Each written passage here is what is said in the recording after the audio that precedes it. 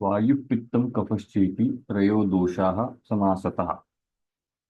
तो वायु पित्त और कफ, ये तीन त्रयो दोषा, ये तीन दोष कहे गए हैं आयुर्वेद में। और सिर्फ तीन दोष कहे गए हैं कि आगे वो कहते हैं कि समासतः, ब्रीफली, ब्रीफली तीन दोष कहे गए हैं। तो इसमें कई बार ऐसा भी माना जाता है कि अरे तीन दोष अगर कहे गए हैं और वो भी ब्रीफली है तो इससे भी ज्यादा भी हो सकते हैं क्या। तो अ, उस पर काफी सारे वाद चलते हैं कि तीन के अलावा और कौन सा दोष होगा, कितने दोष हो सकते हैं, रक्त को दोष मानना है क्या, नहीं मानना है तो किस लिए, मानना है तो किस कारण से। पर अगर देखा जाए तो इसका मतलब ये है कि तीन दोष जो है समासतः, तीन दोष क्यों है कि शरीर जो है, दोष जो है वो क्या है, फॉल्ट इस फॉर्म में नहीं। किसी भी प्रकार का काम अगर हम देखेंगे, फिजियोलॉजी जब हम देखते हैं,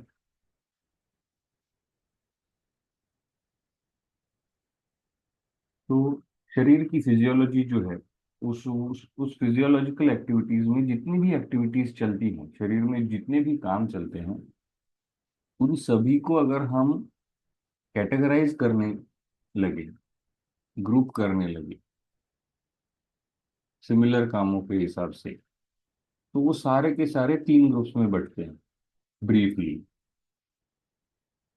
तो वो तीन ग्रुप कौन से हैं, तो वात का ग्रुप है, पित्त का ग्रुप है, कफ का ग्रुप है। तो तीन प्रकार का फंक्शनल चेंजेस जो होते हैं, तीन प्रकार के फंक्शनल डिफरेंसेस या फिर फंक्शनल ग्रुप्स हम कह सकते हैं। तो इस कारण से वो समासता कहा है। अगर उन फंक्शनल ग्रुप्स को हम अलग प्रकार से ग्रुपिंग करें, उन फंक्शन को अलग प्रकार से ग्रुप्स में बांटें, तो शायद बढ़ भी सकते हैं, घट भी सकते हैं। लेकिन ये तीन प्रॉपरली देखेंगे तो ये तीन ग्रुप्स बनते हैं फंक्शनल डिफरेंस के कारण। तो इसलिए समासतः तीन है, वायु पित्त और कफ, या फिर हम कहते हैं वात पित्त और कफ।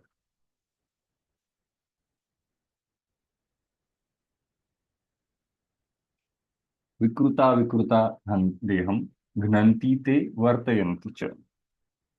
विकृता विकृता मतलब विकृत और विकृत ऐसा नहीं है, विकृत अविकृता। विकृता विकृता का संधि विग्रह है विकृत और अविकृत। विकृत यानी जो फॉल्टी है, अविकृत यानी जो फॉल्टी नहीं है। तो विकृता, विकृत अविकृत देहम गृह्णन्ति ते वर्तयन्ति च। मतलब विकृत और अविकृत, ये अगर हम सिक्वेंशियली रिस्पेक्टिवली देखें तो विकृत देहम घ्नन्ति, अविकृत ते वर्तयन्ति। तो विकृत अवस्था में जब वो फॉल्टी बन जाते हैं, अपना काम ठीक से नहीं कर पाते हैं, तो देहम घ्नन्ति मतलब वो शरीर को नुकसान पहुंचाते हैं। और जब वो अविकृत होते हैं यानी उसमें कोई डिफेक्ट नहीं होता, काम अच्छे से कर रहे होते हैं, तो वर्तयंती मतलब शरीर के काम में किसी भी प्रकार की बाधा न आकर शरीर को अच्छे से आयु व्यतीत करने में मदद करते हैं। ते व्यापिनोपि हृन्नाभ्यो रधो मध्योर्ध्व संश्रयाः। ते व्यापिनो, ते मतलब कौन, अभी हम किसके बारे में बात कर रहे हैं, तो दोषों के बारे में बात कर रहे हैं। तीन दोषों के बारे में, वात पित्त और कफ। तो वो ये तीनों व्यापिनो मतलब फैले हुए होते हैं, उन्होंने कब्जा किया होता है, या फिर वो डोमिनेंट होते हैं, व्याप्त होते हैं। कहाँ पर, हृन्नाभ्यो अधो मध्य ऊर्ध्व, हृदय नाभि, हृदय नाभि का जो एरिया है, मतलब शरीर का मध्य भाग जो है, उसके अधो उसके नीचे, मध्य उसके बीच में, और ऊर्ध्व उसके ऊपर, संश्रया इन जगहों पर वो संचित होते हैं, उन जगहों पर वो स्थित होते हैं। तो कौन स्थित होते हैं, वात पित्त और कफ। तो पिछले इसमें उन्होंने क्या कहा है, वायु पित्तम कफ, कफश्चेति, तो उन्होंने एक सीक्वेंस में बोल दिया। तो यही सीक्वेंस आगे जहां जहां पर भी बोलेंगे उसी सीक्वेंस को ये फॉलो करते हैं। वायु पित्तम कफ, वायु वात पित्त और कफ कहाँ पर रहते हैं? हृदय नाभि के अधो, मध्य और ऊर्ध्व। यानी अधो में कौन रहेगा? वात रहेगा, मध्य में रहेगा पित्त और ऊर्ध्व में रहेगा कफ। तो ते व्यापिनोपि रुन्नाभ्यो रधो मध्योर्ध्व संश्रय, अधो वात, मध्य पित्त, ऊर्ध्व कफ।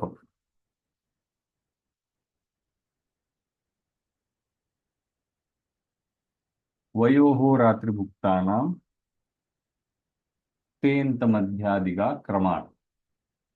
वयोः रात्रिभुक्तानां, इसका संधि विग्रह आता है वयो अहोरात्रि भुक्तानां। मतलब वय, अहोरात्रि और भुक्त। वय मतलब एज, उम्र। उम्र, अहोरात्रि मतलब दिन से लेकर फिर से दिन होने तक, सूर्योदय से लेकर फिर से सूर्यास्त, सूर्योदय होने तक, मतलब सूर्योदय से सूर्यास्त, सूर्यास्त से सूर्योदय, ये अहोरात्रि होता है। अहोरात्रि और भुक्ता नाम, खाना खाने के बाद का समय जो होता है वो, मतलब खाना खा लिया और वो पूरा पच के वापस भूख लग गई, ये कालावधि जो होता है। ये तीन प्रकार के टाइम्स बोले हैं, वय, अहोरात्रि और भुक्त। ते अंत्य, मध्य, आदि का क्रम। इन तीनों के भी अंत्य, मध्य और आदि में, मतलब आखिर में, मध्य में और शुरू में, क्रमात्, क्रम से ये डोमिनेंट रहते हैं। क्रम से मतलब क्या? वही जो मैंने जो जो हमने पिछले इसमें देखा था। वो कहते हैं कि ते व्यापिनोपि रुन्नाभ्यो को, अधो मध्य ऊर्ध्व संश्रय, अधो मध्य और ऊर्ध्व में ये तीनों रहते हैं। सीक्वेंस वही है, वायु पित्तम कफ। तो वायु अधो, पित्त मध्य और कफ ऊर्ध्व। वैसे ही वयोः रात्रि भुक्तानाम में अंत्य वायु, अंत्य पित्त मध्य और कफ आदि में डोमिनेंट रहेगा। मतलब क्या है? वयो अहोरात्रि भुक्तानाम, वय मतलब उम्र में, एज में। आयु जो होती है, आयु के तीन हिस्से अगर हम करेंगे, अंत्य, मध्य, आदि। अंत मतलब आयु का अंत, यानी वृद्धावस्था। आयु का मध्य यानी मध्यम वय, तरुणावस्था। और आयु का आदि यानी बाल्यावस्था। इन तीनों में वात, पित्त और कफ डोमिनेंट रहता है, यानी वो वृद्धावस्था में वात डोमिनेंट रहता है, तारुण्य और मध्यम वय अवस्था में पित्त डोमिनेंट रहता है, और बाल्यावस्था में कफ डोमिनेंट रहता है। अभी वही, यही जो है ये अहोरात्रि और भुक्त में भी एप्लीकेबल होता है। अहोरात्रि में मतलब 24 घंटे का जो दिन होता है पूरा, उसमें भी अंत में वात डोमिनेंट रहता है, मध्य में पित्त डोमिनेंट रहता है और आदि में कफ डोमिनेंट शुरू में। तो जैसे ही दिन शुरू होता है, कफ डोमिनेंस रहता है, दिन बढ़ते जाता है, कफ का डोमिनेंट खत्म होते जाता है, पित्त का डोमिनेंस बढ़ता है। दोपहर होती है, दोपहर से शाम होने आती है तो पित्त का डोमिनेंस कम होते जाता है, वात का डोमिनेंस बढ़ते जाता है। रात होती है, वात का डोमिनेंस बढ़ता है। रात से लेकर सुबह तक का समय जो होता है उसमें फिर से वही होता है, रात में कफ का डोमिनेंस होता है शुरुआत में। फिर मध्य रात्रि आती है, पित्त का डोमिनेंस बढ़ने लगता है, और फिर प्रभात होने आती है तो वात का डोमिनेंस फिर से बढ़ने लगता है। तो कफ, पित्त और वात ये शुरू से अंत में बढ़ते रहते हैं। यहाँ पर जो सीक्वेंस बताया है वो उल्टा बताया है। क्योंकि शुरू में जब उन्होंने दोष बोले थे वो वात पित्त और कफ बोले थे। अगर कफ पित्त वात बोलते तो आदि मध्य और अंत बोलते, लेकिन वात पित्त कफ बोला है तो उसी सीक्वेंस में वो एक्सप्लेन करते जाते हैं। तो अंत्य मध्य और आदि में वात पित्त और कफ डोमिनेंट रहते हैं। तो ये तीनों दोष जो है ये किस प्रकार से हमारे आयु को, हमारे शरीर को, हमारे समय को कंट्रोल करते हैं, फंक्शनली उन पे कंट्रोल रखते हैं, ये यहाँ पर बताने की कोशिश की। तै तैर्भवेद विषमस्तीक्ष्णौ मंदश्चाग्नि समय समाह। तैहि भवेद विषमस्तीक्ष्णौ, उनके कारण होता है विषम और तीक्ष्ण। क्या होता है विषम और तीक्ष्ण? क्या होता है विषम तीक्ष्ण मंद, मंदश्च अग्नि, अग्नि जो है वो उनके कारण विषम तीक्ष्ण और मंद होता है। समय ही समः,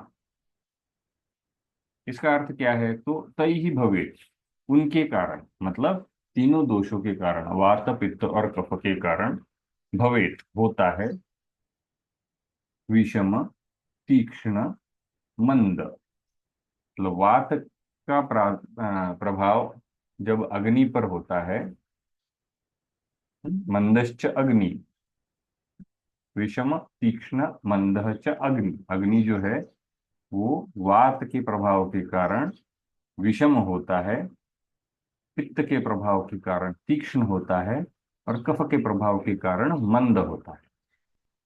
तो वात पित्त और कफ जब, अभी देखिए समय का बता दिया किस काल में वो क्या इफेक्ट दिखाता है, किस काल में वो डोमिनेंट रहता है, कौन सा दोष डोमिनेंट रहता है। अगर किसी विशेष भाग पर उनका डोमिनेंस हो जाए तो वो कैसा रहेगा? तो जब अग्नि पर ये दोष अपना डोमिनेंस दिखाते हैं तो वो डोमिनेंस किस प्रकार से रिप्रेजेंट होता है? तो अग्नि पर जब वात डोमिनेंट होता है तो विषम अग्नि हो जाती है। अग्नि पर जब पित्त डोमिनेंट होता है तो अग्नि तीक्ष्ण हो जाती है। और अग्नि पर जब कफ डोमिनेंट होता है तो अग्नि मंद हो जाती है। उसके आगे फिर से वो बोलते हैं समय ही समहा, समय ही मतलब सम हो जाता है अग्नि। कब? जब तीनों सम अवस्था में हो, तीनों कोई डोमिनेंट नहीं है, तीनों एक दूसरे से एकदम समान स्ट्रेंथ में है, तो अग्नि जो है वो सम हो जाती है, ना तीक्ष्ण होती है, ना विषम होती है, ना मंद होती है, सम होती है, अनअफेक्टेड होती है। तो ये अग्नि का हो गया। और कहाँ कहाँ पर ये डोमिनेंट हो सकते हैं दोष? तो कोष्ठ, अगले श्लोक में उन्होंने कहा है कोष्ठ क्रूरो मृदुर मध्यो मध्य सात्यात्तैहि समय ही अपी। कोष्ठ क्रूरो, तब कोष्ठ में जब वात डोमिनेंट होता है तो क्या होता है? क्रूरो, मृदु, मध्यो। तो वही सीक्वेंस है, क्रूर वात के कारण, मृदु पित्त के कारण, मध्य कफ के कारण। तो जब वात का डोमिनेंस कोष्ठ में होता है तो क्रूर, मृदु और मध्य क्रूर कोष्ठ होता है। जब पित्त का डोमिनेंस कोष्ठ पे होता है तो मृदु कोष्ठ होता है, और कफ का डोमिनेंस होता है तो मध्यम कोष्ठ होता है। अभी ये कोष्ठ मतलब क्या है? जैसे अग्नि जो है वो पचन की क्षमता है, किसी चीज को डाइजेस्ट करने की क्षमता, वो अग्नि है। वैसे ही मल का शरण करने की क्षमता, यानी कुछ खाने के बाद उसका पचन होता है, पचन होने के बाद उसका पित्त भाग, मल भाग जो बच जाता है वो तो शरीर में वैसे ही नहीं रहता, वो तो शरीर के बाहर निकालना पड़ता है। उसका सार भाग जो है वो लिया जाता है, वो एब्जॉर्ब किया जाता है, उसका उपयोग किया जाता है, आहार का पोषकांश के रूप में उसका उपयोग होता है। जो बचा हुआ मल है उसका क्या करेंगे? तो उसको शरीर से बाहर निकाला जाता है। वो बाहर निकालने की प्रक्रिया जो है वो कोष्ठ करता है, अपनी आंतड़ियां करती हैं। तो ये प्रक्रिया जो है, इस प्रक्रिया में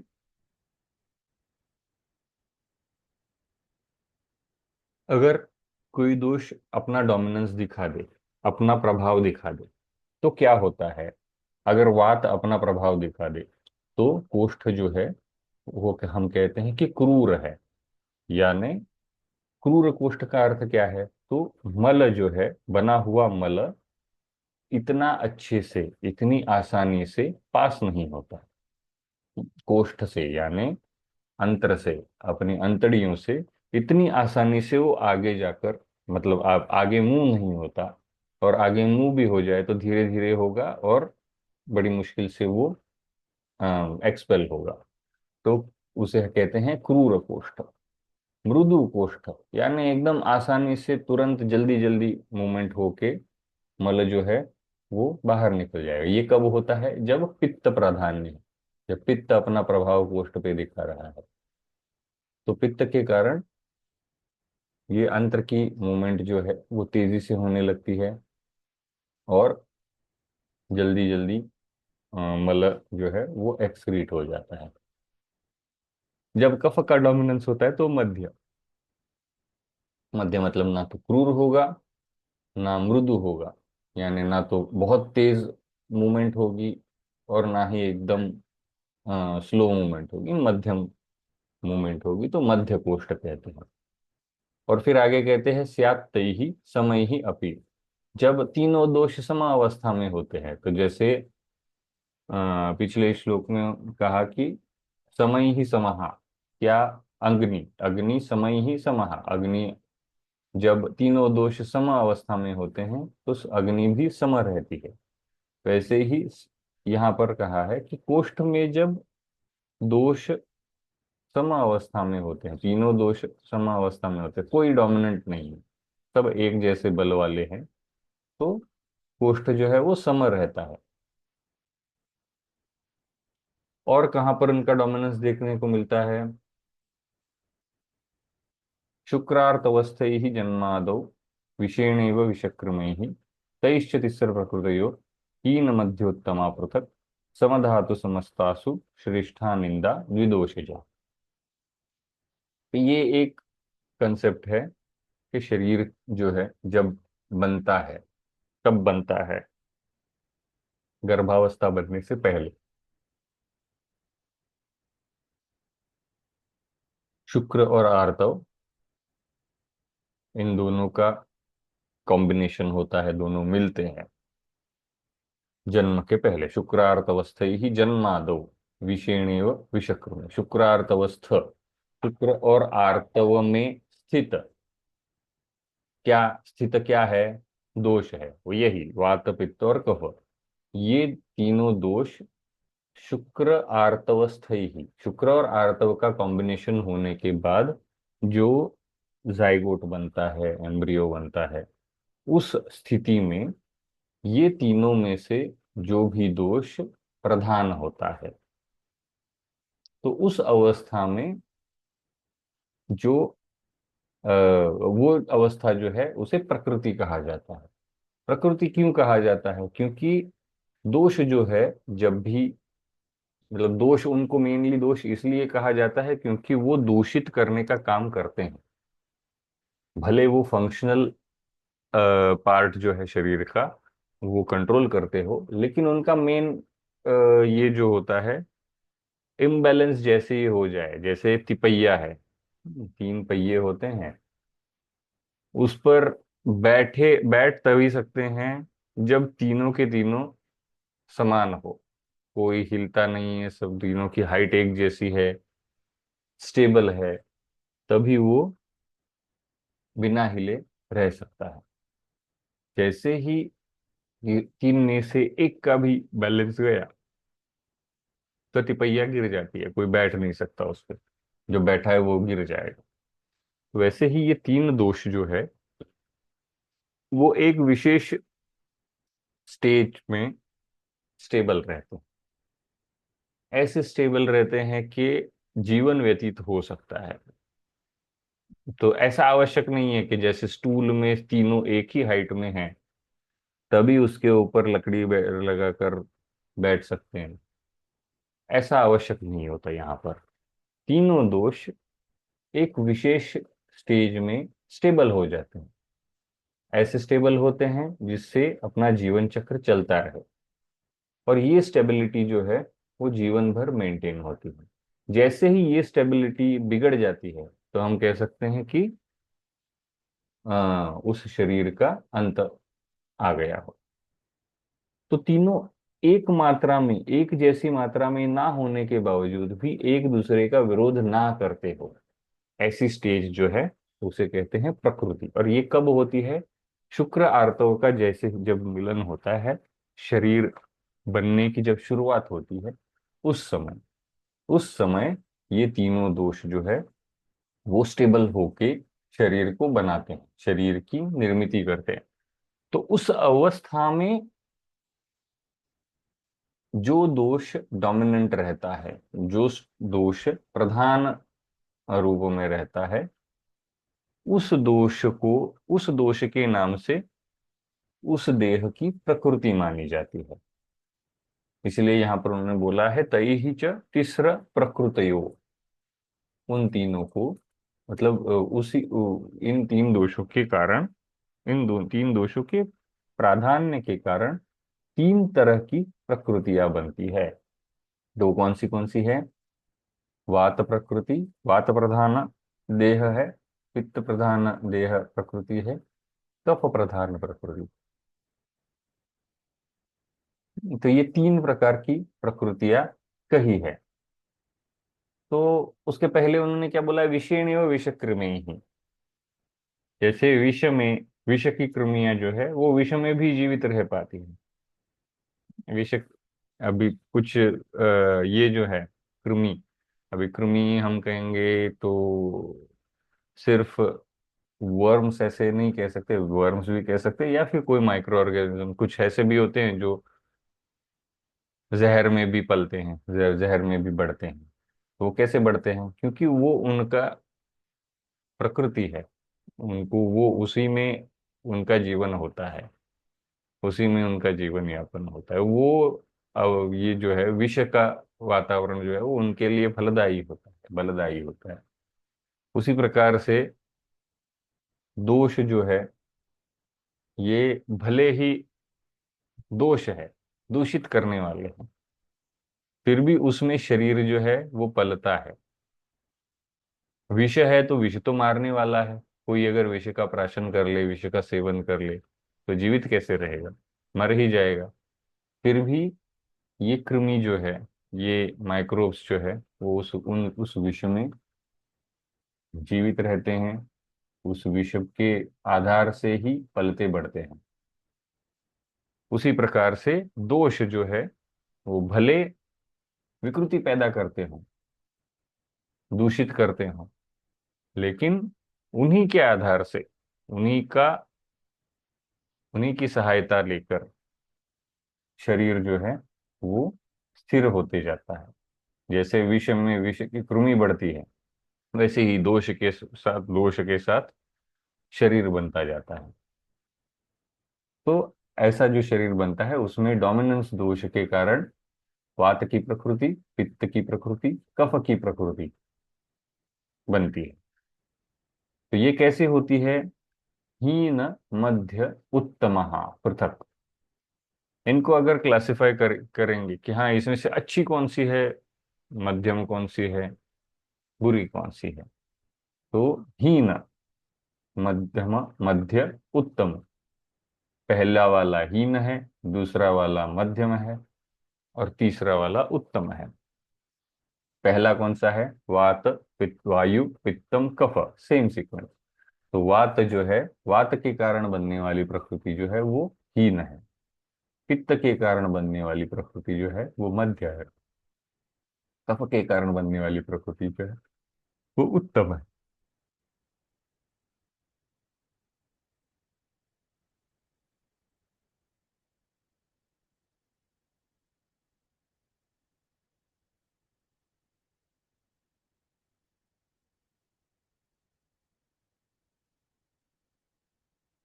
अभी इसके आगे और ये क्या कहते हैं, समधातु समस्तासु श्रेष्ठा निंद्या द्विदोषजा।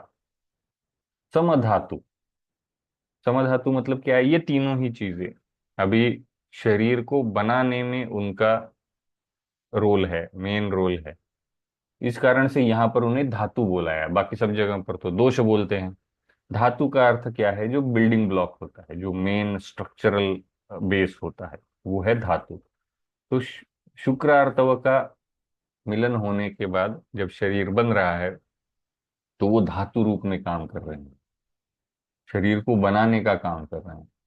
इस कारण से यहाँ पर उन्हें धातु बोला है। सम धातु, यानी जब ये तीनों दोष धातु स्वरूप में जब काम कर रहे हैं, इसलिए धातु बोला है।